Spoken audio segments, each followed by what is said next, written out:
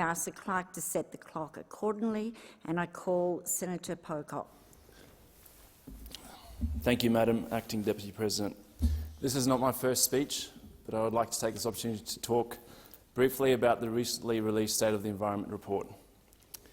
At the commencement of this 47th Parliament, it is clear that our environment sits on a precipice, which means that our way of life sits on the precipice, as we are part of nature, and if nature goes down, we go down with her.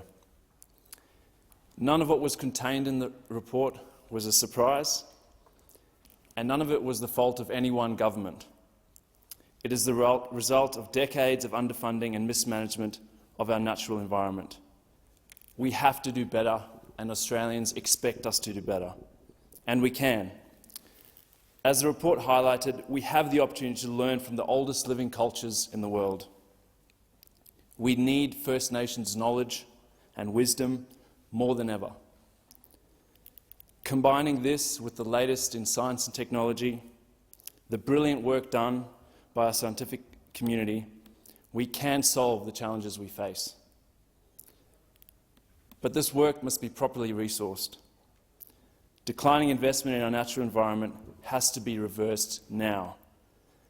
I commend Minister Plibersek's commitment to reform our environmental laws next year.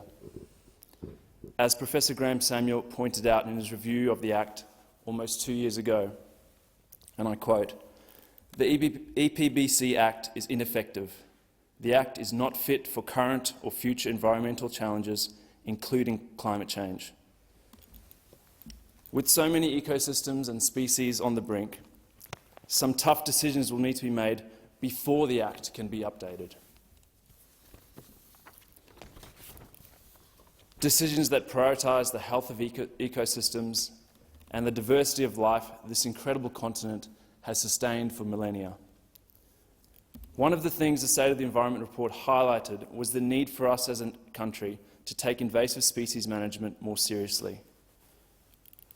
In Australia, feral cats alone kill some 316 million birds and almost 600 million reptiles every year.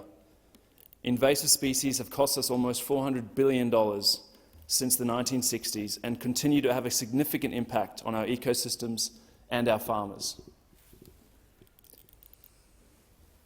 Many mammal species have become extinct, and others are on the brink of extinction due to the impact of feral animals.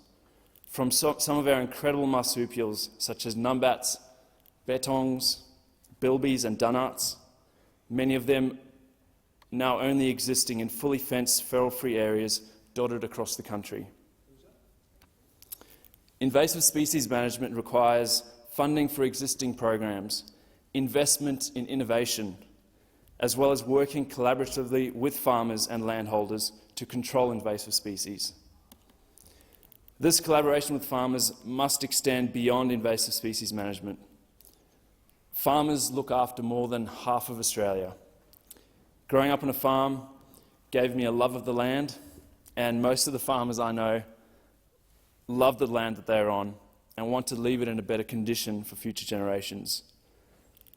Farmers can and must be part of the solutions to solving the climate and biodiversity crises we face.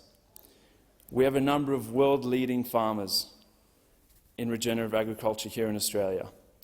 Farmers who are producing world-class food and fibre while sequestering carbon and increasing biodiversity on their farms. We have an opportunity to learn from them and build on their knowledge to regenerate land whilst also providing quality food and fibre today and handing our land to future generations in a better condition. I look forward to working with my fellow senators to halt our extinction crisis and leave a legacy for future generations, one that can excite younger generations and one that can excite us as a country as we talk about the kind of future that we want. Thank you. Thank you, Senator.